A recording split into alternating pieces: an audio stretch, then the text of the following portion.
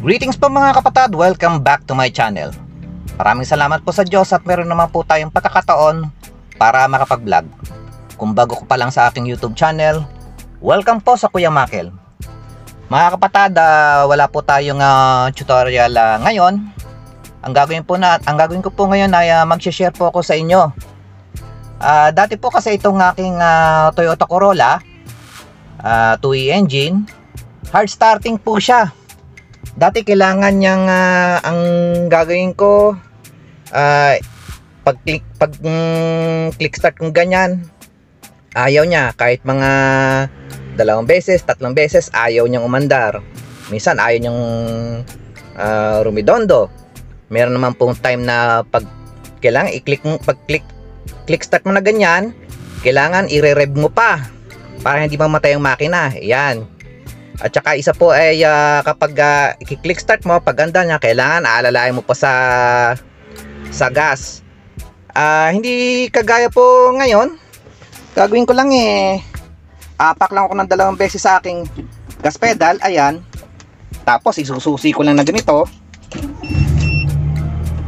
Ayan. Andar po siya. 1 click. Ayan, 1 click po siya. And kita nyo mga kapatid, hindi na yung kagaya ng dati na kailangan mong pambombahin na ganyan para hindi ba mamatay yung makina. O yan, ang layo po ng pako. Hindi ko po siya nire-rev. And yung aking pong RPM mga kapatid, kita nyo, tumaas po siya. Hindi po siya nasa 800 RPM, nasa 1000 RPM po siya. Ayan. O ano po natin? Ayan, i-timer po natin. Tignan natin kung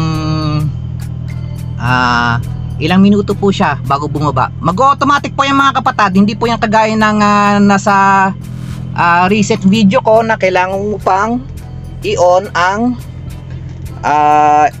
aircon.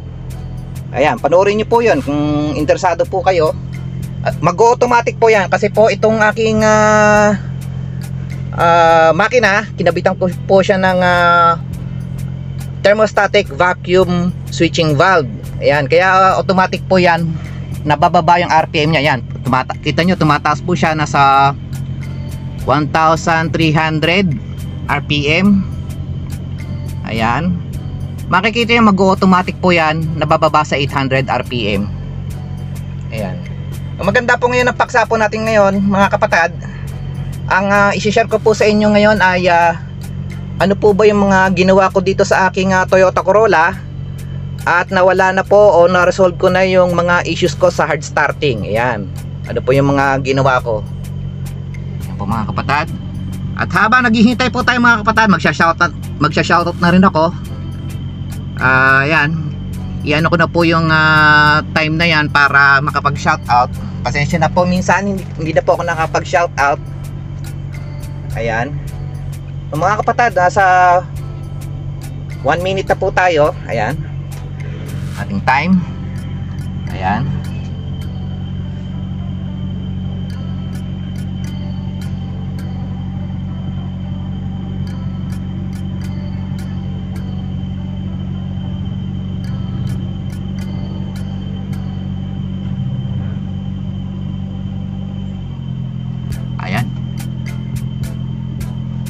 naririnig ko na, nag-iiba-iba na yung tunog ng ano ko.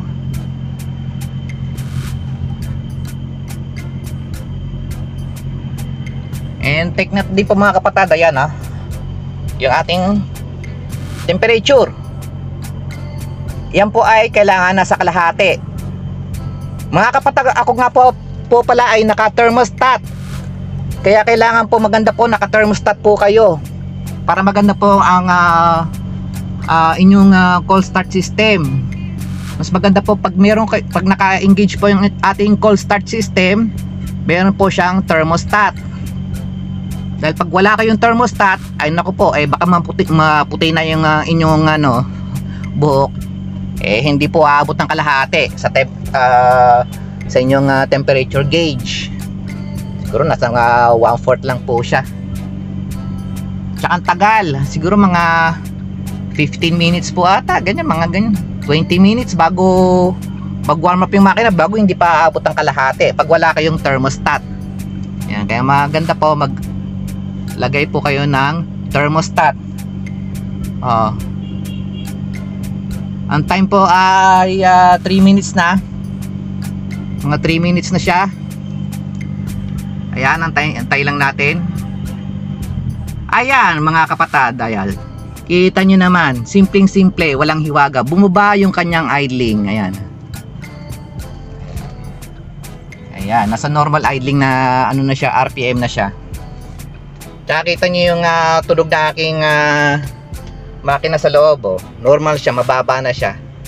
At yan po ang ating video for today. Gagawin ko, yun nga, isi-share ko sa inyo kung ano yung mga ginawa ko dito sa aking Toyota Corolla para po siya ay hindi na mag hard starting.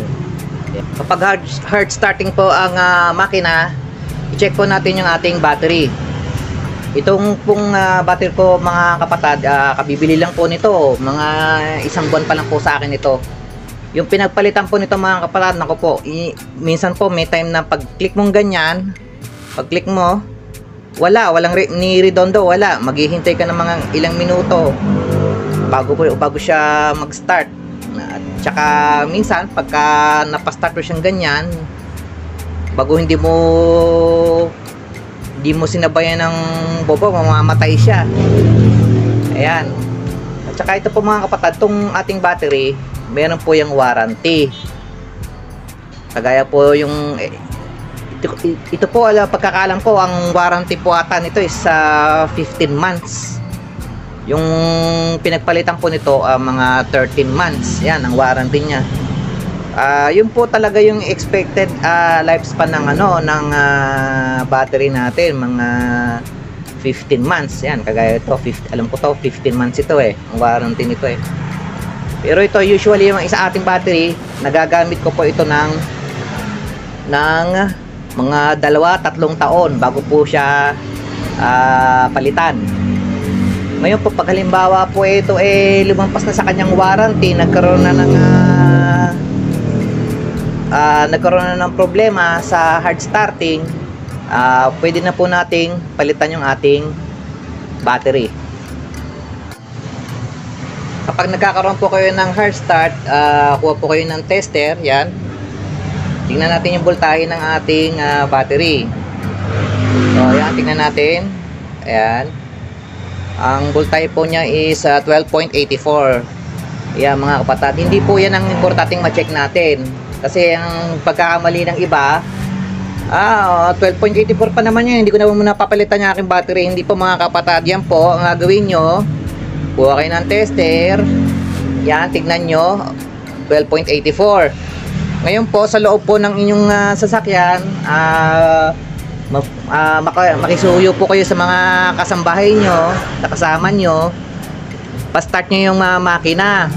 Ngayon po, yan pong 12.84 na yan, pag click nya, tignan nyo po kung anong voltahe nag-drop yung ating tester. Let's say for example, bumaba siya pag click ng nasa loob, pag start nya, bumaba po siya ng mga 10 volts. Nakita nyo, yung from 12.84 naging 10 volts o kaya 11 volts. Yan, ibig sabihin po niyan, okay pa yung battery. Meron pa po siyang kakayahan na mapastart yung inyong makina.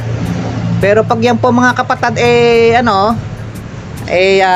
nasa mga 8 volts na, 12.84, biglang nag-drop siya sa 8 volts o yan 9 volts, 7 volts,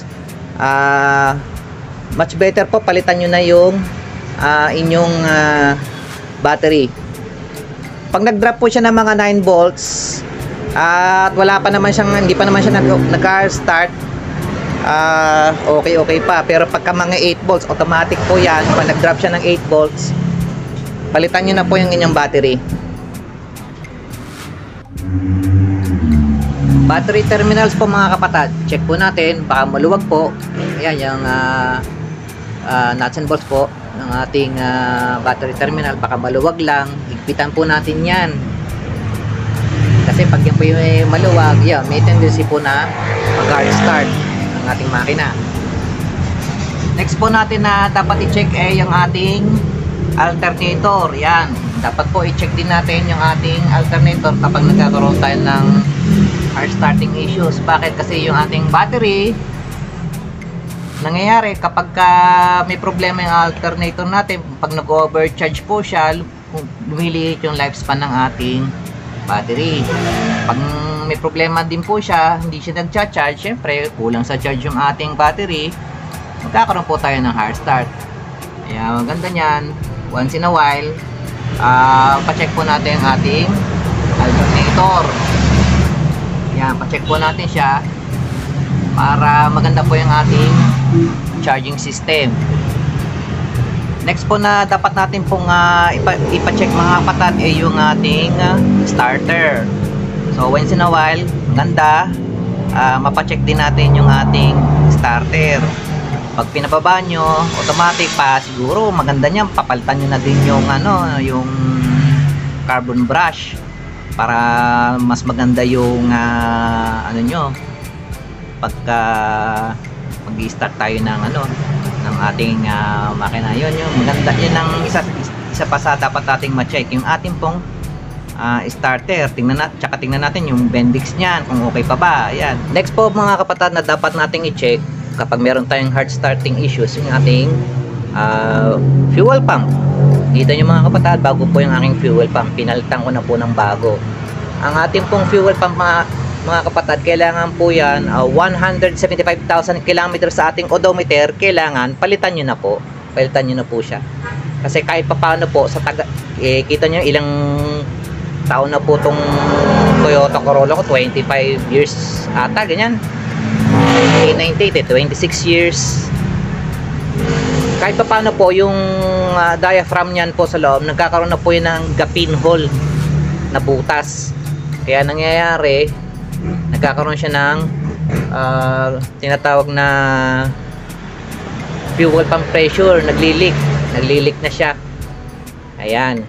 Yung isa nga pong yung kung nakita nyo po yung aking video tutorial, yung charade, ang sa akin ng mayari, bakit to nauubusan ng gasolina yung kanyang fuel filter. Sabi ko, try mo magpalit ng fuel pump. Ayun, nang palit siya ng fuel, laging puno yung niya, hindi na siya nagre-reclam, laging puno yung kanyang fuel filter. At the same time na one click na po yung kanyang sasakyan, yung kanyang charade. Idagdag ko lang po, base sa aking experience, after ko po magpalit ng ating fuel pump, hindi lang po siya nawawala yung hard starting issues, mas titipid pa po yung ating fuel consumption. Mas maganda po yung kanyang fuel economy pag bago po yung ating fuel pump. Hindi lang po yung mas gaganda pa po yung performance ng ating makina. Mas yung top end niya mas maganda. Yung akin po nakakaabot po ng 140, 145, kaya po niya. Yun, try nyo po magpalit ng fuel pump.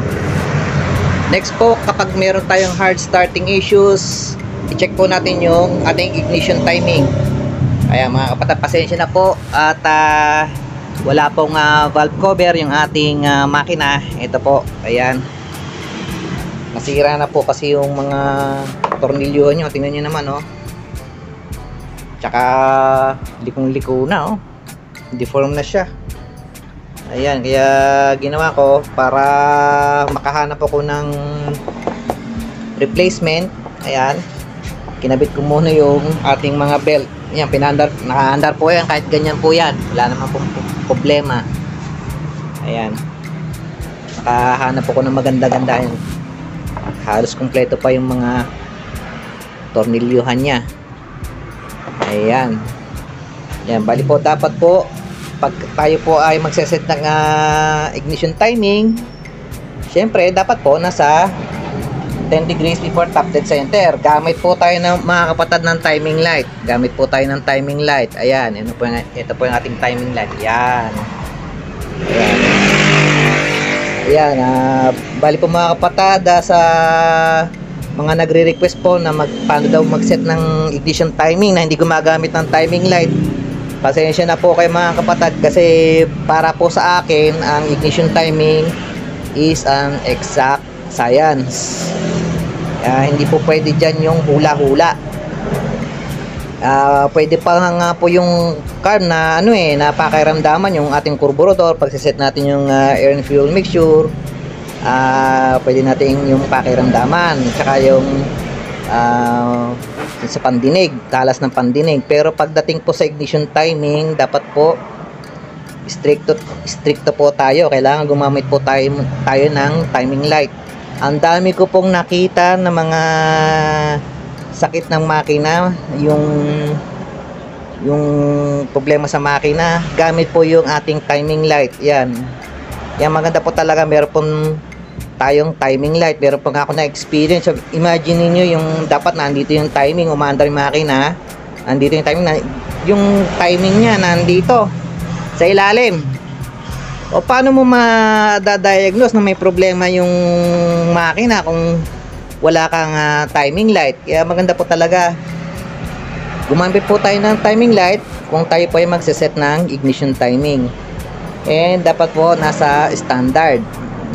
Nangyayari po kasi pag ang ating ignition timing, pag tayo po ay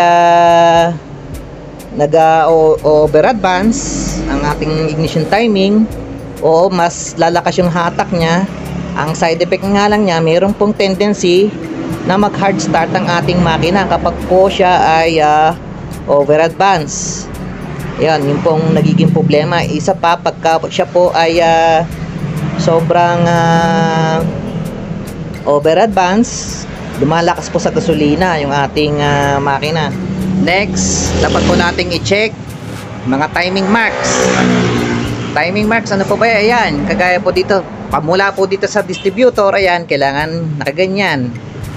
Ito yung ating distributor, yung rotor. Tingnan nyo mga kapatid, meron yung dito, may mark. Ayan, ayan po yung mga timing marks. Ayan, from the distributor. Ayan, kita nyo, hindi po ilalagay yan ng mga engineer, wala po silang silbi. Ayan. Ayan. Ayan, may sasalpak po niya yan kapag ganyan.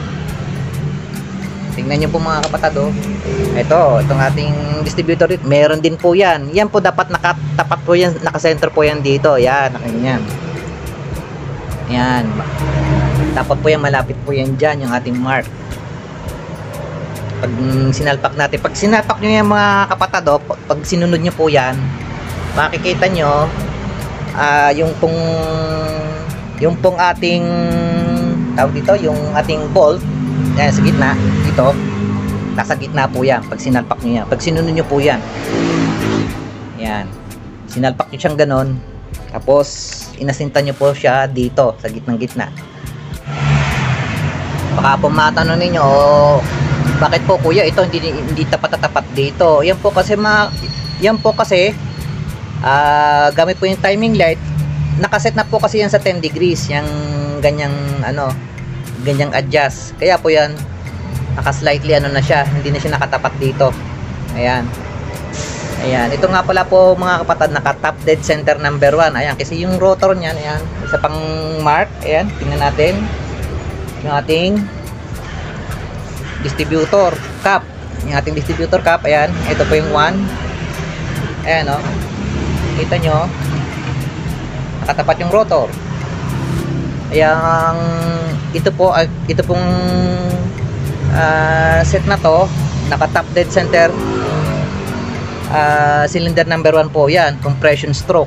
Ayan, at yan, baybayan yung mga kapatid, tapat po yan, papunta doon sa timing gear. Check nyo yung timing gear. Ayan, kita nyo nakatapat sa 2E yung butas. Pero nakikita nyo yung mark sa kabila. Mas siya. Ayan. Ayan, kita nyo. And then yung mark naman dito sa pulley. mark ng pulley. Saan ba yung pulley? Ito po yung pulley. Yan naman po, yung mark na yan, mark ng pulley, dapat nakatapat sa ating cover. Ito po yung cover. Siya naman, hindi po sa 10 ha. Yan po dapat nasa 0. Yan. Dapat po nakatapat po siyang ganyan. Pag kaya po mga kapatid ay may problema, hindi nyo maiset ng maayos, maaari po yung ating timing belt. Yung ating timing belt, baka po talon po ng isang ngipin yung ating timing belt. Kaya maigi na ma-check po natin yung ating mga timing marks. Ngayon po, dadako na po tayo dito sa distributor. Yes po mga kapatid, pagka nagkakaroon na po ng hard starting issues ang inyong makina, try nyo rin pong pa-check yung inyong distributor. Sa mga magagaling sa distributor, yan si Sir Bong Kiambao, yan magaling po yan. Kaya si Sir Bisbatak, yan yung po yung mga galing sa distributor. Maganda po yung ma-check nyo kung mga parts nya okay pa. Maganda pang magbigay ng kuryente. And mahalaga po mga kapatid, ma-check nyo yung kanyang gap, yung gap ng pulser. Ewan ko lang kung makikita nyo. Makikita nyo ba? Ayan, ito po yun, no? Ayun, yun yung pulser. Tsaka yung pole na yan, yung 4 na poles na yan. Nakikita yung 4 na poles. Kailangan po ganyan po ang gap nya, oh. Yan, kung nakikita nyo ba? Yan, yung gap. Ang gap po niya mga kapatid, kita nyo, oh, halos gabuhok lang. Halos gabuhok lang yung ano nyan. Ang ginagamit ko po na filler gauge po dyan is 0.30 mm ng filler gauge. Yan. Ang normal po kasi nyan is 0.20 to 0.4. Ako ginagamit ko 0.30. Pagka medyo ganun pa din, saka ko lang po ina-adjust sa 0.20. Ayun, naiingatan nyo lang po na magdikit po yung pulser sa ano. Kaya yayari po ng inyong pulser. Masisira po yan. Kakayurin niya ng yung 4 na poles niyan ng ating cam. Ayan, kailangan po ma-check po yung ating distributor. Another thing is yung ating pong wire. Ito pang, ayan o, kita nyo yung ating wire na ating distributor. Ito po na natutunan ko po to kay Sir Bong Kiambao. Yung ating pong wire, dalawa po yan. Ayan. Parehas pong positive yan mga kapatid. Ang negative po ng ating distributor is yung body ground. Parehas pong positive yan. Yun nga lang pong isang wire niya na kulay puti tsaka itim, minsan po black and red ang color niya. Yun po yung na-connected doon po sa ating ignition wire. Ngayon po, according po kay Sir Bong, hangga't maaari wag po tayong magtatap ng ating solenoid valve dito sa main wire. Main wire po yan eh. Yung isa namang wire, ang kulay niya pure na black po talaga yung ano niya, wala siyang halo, wala siyang stripe na puti o red. Yung isa naman may stripe na puti at red. Yun po yung main wire. Yung main wire, hangga't maaari wag nating lalagyan ng mga doon tayo magtatap ng halimbawa para sa solenoid valve yan, o kaya yung ating pong ano doon, magtatap po tayo dito ng yung para sa ating electric choke. Hindi po pwede kasi mangyayari daw po, syempre mababawasan po yung kuryente nitong ating main wire. Kaya yung ignition nya hihina, yung spark ng ating spark plug hihina dahil nga nababawasan yung kuryente nya. Yan, kung pwede man tayo mag-tap dito sa mga wire na to, doon po tayo mag-tap sa may black, yung pure black. Kaya nga po dito nagtatap ng ano ng do sa pure black, dito po tayo nagtatap ng para po sa ating RPM gauge. Next, check po natin yung rotor. Okay pa. Pag pangit na siya, palitan na natin. Next is yung ating distributor cap. Tingnan natin kung madumi yung mga polo niya. Yan, patapos. Kayurin natin ng screwdriver o lagaring bakal. Yan. Yan, spatin nyo, ganyan. Tingnan nyo kung maganda pa yung ating poles. Pag kita nyo malalaki na yung uka, mga kapatid, palitan nyo na ng distributor cap. And then po yung ating high tension wires, check natin kung luma po yung inyong palitan nyo na ng bago. Maganda po kasi yung bago na high tension wires po, maganda po yung Seiwa brand na Japan. And then from high tension wires, spark plugs, check po natin ating mga spark plugs kung okay siya. Pagka marami siyang carbon, linisin po natin. Ayun, para hindi siya mag hard starting. Tsaka yung ating pong spark plugs, pagka siya po ay nickel coated, dapat po pinapilitan na yan. Pag nagagamit na po natin ng mga 6 months. Pero pagka platinum o iridium spark plugs, yun, pwede po nating gamitin yung ating spark plugs ng mga 1.5 taon. Ayan. Ngayon po, dahil pag chine-check natin yung ating pong spark plugs ay nangingitim siya, meron po siyang mga carbon, kailangan itono po natin yung carburetor.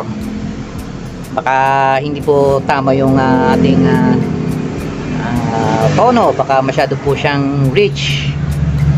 And also i-check po natin yung mga valve clearance ng ating makina. Ayan, nung na-check ko, naayos ko po yung valve clearance nito, yung valve adjustment nya, naayos po natin. Mas gumanda po yung kanyang starting sa umaga, tsaka mas titipid pa siya sa gasolina. Mas ganda pa yung performance niya, tsaka mas titining yung andar niya pag maganda kanyang valve clearance. And then pagka nangingitim po yung spark plugs, check po natin yung kanyang valve seals. Maganda po, palitan na po natin kung matagal na. Kung nangingitim o nababasa ng parang medyo may oil yung ating spark plugs, maigi po niya, papalitan nyo na rin po yung inyong valve seals. Kagaya po ng nabanggit ko kanina, mga kapatid, kapag wala po sa tono yung inyong carburetor, syempre pagka masyado siyang rich, mangyayari yung ating spark plug, magkakaroon siya ng carbon build up. Kaya pagdating ng time na nagkaroon na siya ng masyadong maraming carbon build up, nagkakaroon siya ng hard starting issues. Kaya maganda yung ating carburetor ay nakatono. And check po natin yung ating pang plunger. Ayan, yung pang plunger. Tignan nyo po, mga kapatid, kung siya po ay may lumalabas na gasolina dito. Ayan, tignan yan, zoom out ko. Tignan nyo po, mga kapatid, yan yung tube na yan, na maliit na yan. O, ano ko yung throttle. Tingnan nyo po, mga kapatid, kailangan po yan may magandang flow ng gasolina. Ay, nag-automatic siya. Ayan, o. Ayun. Ayan, kita nyo ba, mga kapatid, o? Ang lakas ng bugan ng ano niya. O, dapat po yan, pangunahin po yan sa ating carburetor. Kailangan maganda po yung pang plunger. Dapat po consistent po siya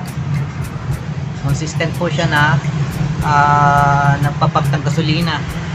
Pag kayo po ay may mga time na wala, ayaw niyang bumamba, palitan nyo na po, mga kapatid, yung ating pump plunger.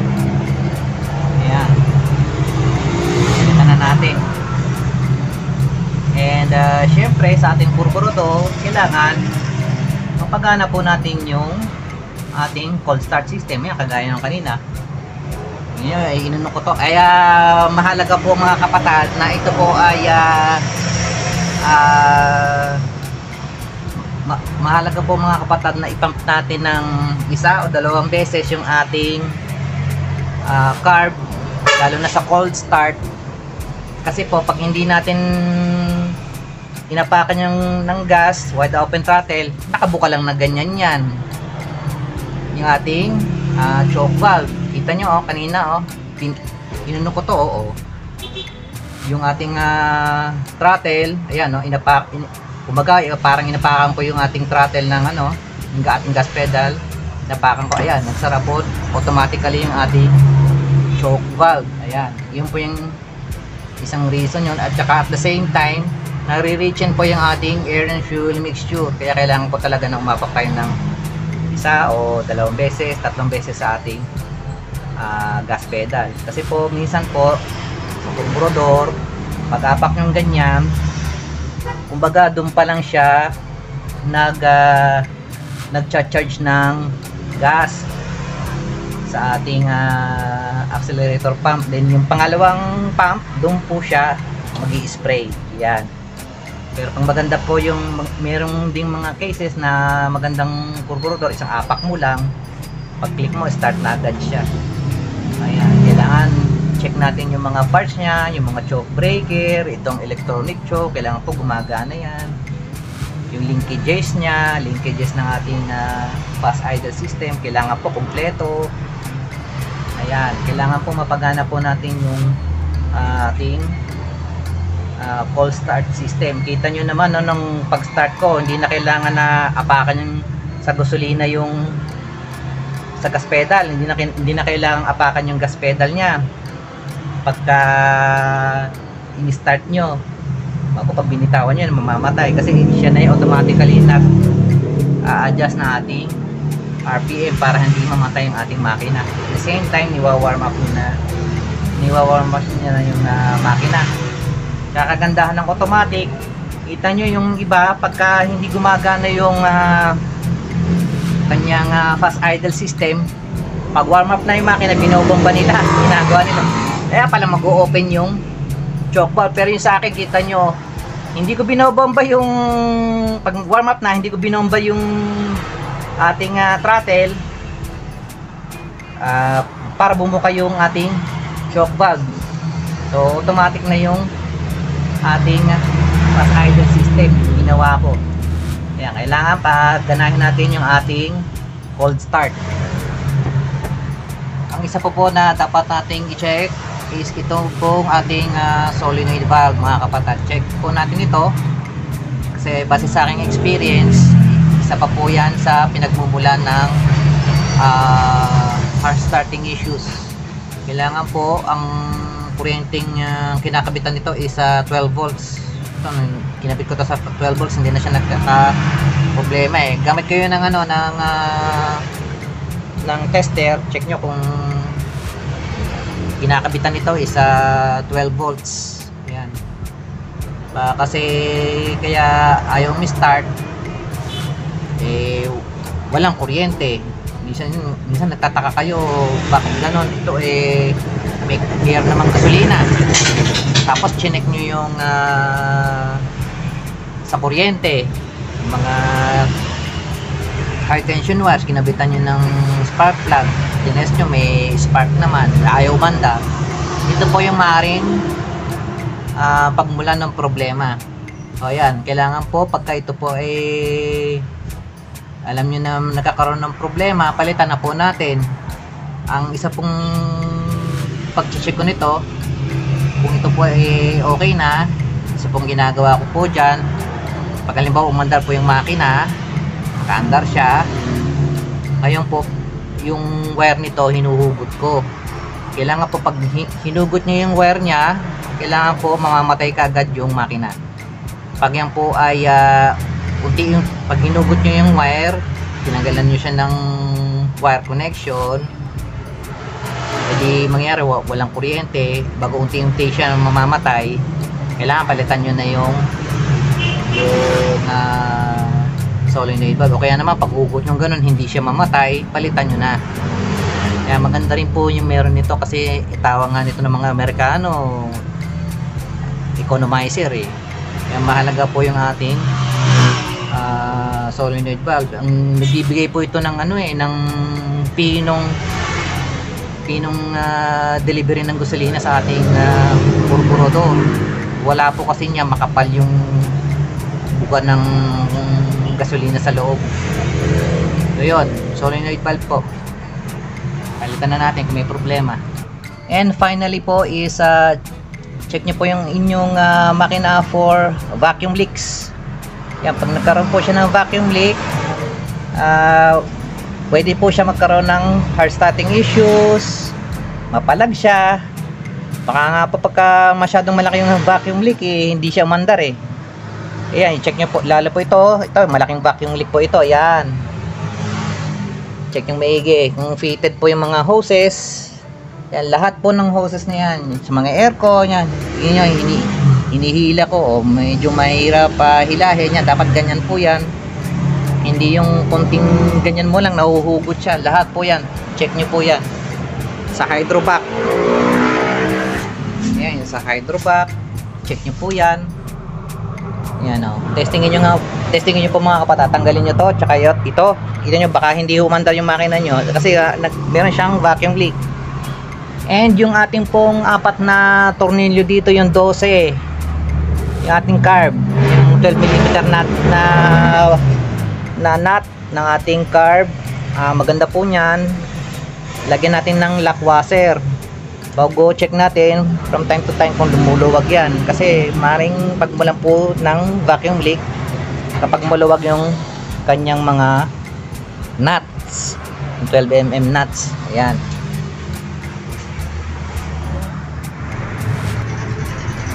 Ayan po, naisa-isa na po natin yung mga ginawa ko sa aking Toyota Corolla para hindi na po siya mag hard starting. Yan po ay base sa aking pong personal na experiences.